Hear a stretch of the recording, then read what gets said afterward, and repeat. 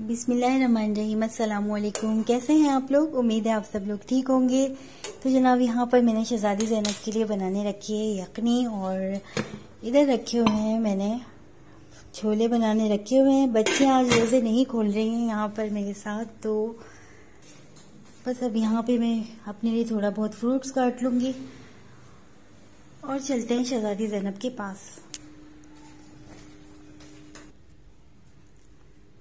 शहजादी ज़ैनब बनावट कर रही हैं। इनको मुझे पहले फीडर देनी है, उसके बाद मैं इन्हें दूंगी यखनी।